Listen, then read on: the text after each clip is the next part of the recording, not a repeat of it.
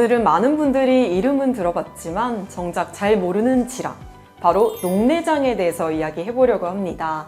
녹내장은 특히 시력을 잃게 만드는 주요 원인 중 하나라고 알려져 있는데요. 그만큼 관심은 많지만 정확히 어떤 질환인지 모르시는 분들이 많습니다. 그래서 오늘은 예일안과 권민재 원장님과 함께 녹내장에 대해 쉽고 정확하게 알아보겠습니다.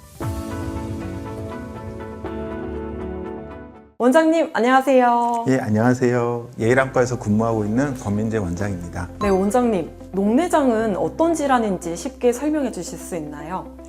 우리 눈은 카메라에 해당이 되고요. 우리의 머리는 모니터에 해당이 됩니다. 그러면 우리는 카메라와 모니터를 연결하는 전선이 있을 거고, 그게 우리 몸에서는 시신경에 해당이 됩니다. 카메라를 아무리 비싼 걸 사고 모니터를 아무리 좋은 거를 사도 전선이 끊어지면 아무 소용이 없듯이 녹내장은 그러한 질환입니다. 이 시신경이 진행성으로 손상이 되는 병을 우리는 녹내장이라고 부릅니다. 그러면 녹내장에 증상이 있을까요? 시신경 섬유 다발들이 손상이 되면 그에 해당되는 마치 모니터에 액정이 나가듯이 시야가 줄어들게 됩니다. 하지만 그것은 말기 녹내장에 해당되는 경우이고, 대부분의 녹내장은 초기 중기까지는 증상이 없는 무증상의 질환입니다. 그러하기 때문에 검진이 굉장히 중요한 질환이기도 합니다. 네, 증상이 없으니까 더 방치되기 쉽겠네요. 녹내장은 크게 보면 특정 원인이 없이 발생하는 원발성 녹내장이 있고, 외상이나 염증 등에 의해서 2차적으로 발생하는 2차성 녹내장이 있습니다. 보통은 사람들이 녹내장이라고 표현을 할 때는 이 원발성 녹내장을 가지고 얘기하는 것이 보통입니다. 많이들 궁금해하는 부분이 있는데요. 안압이 정상인데도 녹내장이 생길 수 있나요? 안압이 높은 병이 녹내장이다. 이건 틀린 말입니다. 저희가 진료할 때 녹내장 환자를 찾을 때는 두 가지 요소를 보는데, 하나가 안압이고 하나가 시신경의 모양입니다. 하지만 우리나라는 정상 안압 녹내장 환자들이 많기 때문에 안압이 정상 범위여도 얼마든지 녹내장일 수 있고, 그래서 검진할 때는 시신경의 모양을 더 중요하게 보는 편입니다. 우리 시신경은 시신경 섬유들이 뭉쳐있는 부분과 비어있는 시신경 유도 함몰이라는 부분이 있습니다. 이 비율이 중요한데, 비어있는 빈 공간이 전체 시신경에서 한 20에서 30% 정도 되는 게 정상치인데, 시신경 섬유 다발들이 소실되면서 그 빈 공간이 점차 늘어나게 되고, 그래서 시신경 유도 함몰 비율이 증가하게 되는 경향이 있습니다. 시신경 유도 함몰비가 높거나 아니면 시신경 모양 중에서 특정 부위가 소실되어 있는 모양을 가지거나 등등의 시신경 모양 이상이 더욱더 중요합니다. 그래서 안압이 정상 범위에 있다 할지라도 녹내장에 대해서 안심하시면 안 되고, 정상 안압을 가지신 분들도 녹내장 검진을 받는 것이 더욱더 좋습니다.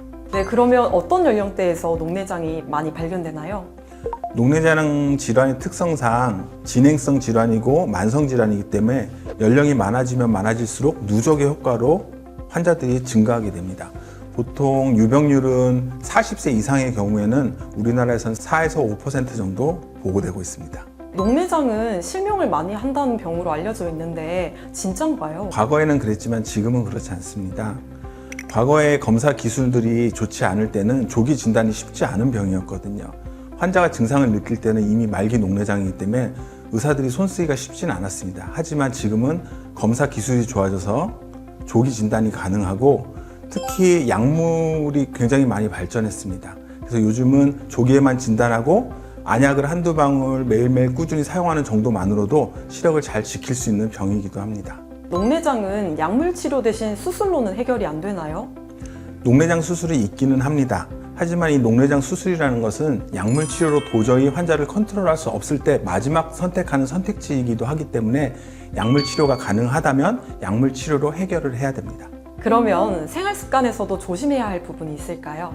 우리가 녹내장을 예방하기 위한 생활 습관으로는 제가 제일 많이 듣는 질문 중에 하나가, 무거운 걸 들면 안 되나요? 물구나무 서면 안 되나요? 이런 질문들 많이 하시거든요. 사실 녹내장은 혈류 이상과 연관된 질환이기 때문에 우리가 충분한 유산소 운동을 하고 적당한 근육 운동을 하는 것들은 사실 도움이 됩니다. 단지 저희가 주의를 하라고 말씀드리는 거는 장시간 오랫동안 무거운 것들을, 예를 들어 뭐 사람들 3대 몇 든다고 이렇게 열심히 하시잖아요. 그런 것들을 과하게 하시는 경우에는 안압이 실제로 오를 수 있습니다. 그래서 녹내장 환자 같은 경우에는 과도한 웨이트 운동은 삼가하시는 것이 좋습니다. 물구나무 서기 같은 경우에는 머리가 아래쪽으로 향하면서 우리 몸의 혈류가 순간적으로 머리 쪽으로 쏠리게 됩니다. 이 경우에도 안압이 상승할 수 있기 때문에 장시간 하시는 경우들이 많아서 추천드리지는 않습니다. 많이들 간과하시는 부분이 눈을 세게 비비는 경우 안압이 상당히 오를 수 있습니다. 우리가 눈을 꾹 누르는 이 행위만으로도 우리 안압은 몇 배까지도 올라갈 수 있는데 습관적으로 눈이 불편하다고 자주 비비거나 오랫동안 비비거나 꽉 누르는 행동을 하시는 분들이 있거든요. 굉장히 좋지 않습니다. 그래서 눈에 손을 대는 행동은 삼가하시는 것이 좋습니다. 비슷한 경우가 주무실 때 옆으로 누워 주무시는 분들이 계신데 눈이 과도하게 눌릴 정도로 옆으로 누워서 주무시는 분들이 있거든요. 그럼 밤새 눈은 압력을 받기 때문에 이때도 안압이 상당히 올라갈 수 있습니다. 그래서 주무실 때는 정면으로 똑바로 누워 주무시는 게 가장 좋은 수면 자세입니다. 네, 저도 오늘부터는 바른 자세로 자야 될 것 같습니다. 네. 그렇다면 녹내장은 검진 주기가 어떻게 될까요? 녹내장 학회에서는 40세 이상의 성인 남녀는 1년에 서너 번 정도는 안과 검진을 받으라고 추천을 하고 있지만 우리의 일상이 그렇게 녹록하지 않기 때문에 그것은 불가능할 것 같고요. 기본적으로 1년에 한 번 정도씩은 안과에 방문하셔서 기본적인 안압 검사와 시신경 모양을 체크하는 사진 정도는 찍어보시는 것이 좋다고 생각합니다. 특히 주의하셔야 될 부분들은 전신 혈류 질환과 연관이 있는 혈압, 당뇨, 고지혈증 등의 성인성 만성 질환이 있는 분들은 1년에 1회 이상 꼭 받으시는 것을 추천하고 특히 녹내장에 가족력이 있는 경우 녹내장의 유병률이 굉장히 높습니다. 그래서 더더욱더 40세 이전이라 할지라도 정기적으로 녹내장 검사를 받는 것을 추천합니다. 네, 원장님 오늘 정말 많은 정보 알려주셨는데요. 녹내장은 막연히 무섭다고만 생각했는데 오히려 알고 관리하면 지킬 수 있는 질환이라는 점이 가장 인상 깊었던 것 같습니다. 네, 오늘 영상이 많은 분들께 도움이 될 것 같습니다. 네, 많은 분들에게 도움이 되셨으면 좋겠습니다. 진료를 원하시거나 녹내장에 대해서 걱정되실 때는 언제든지 저희 예일안과에 찾아와 주시면 됩니다. 네, 오늘 도움 말씀 주신 예일안과 권민재 원장님께 다시 한번 감사드립니다. 지금까지 예일안과 TV였습니다.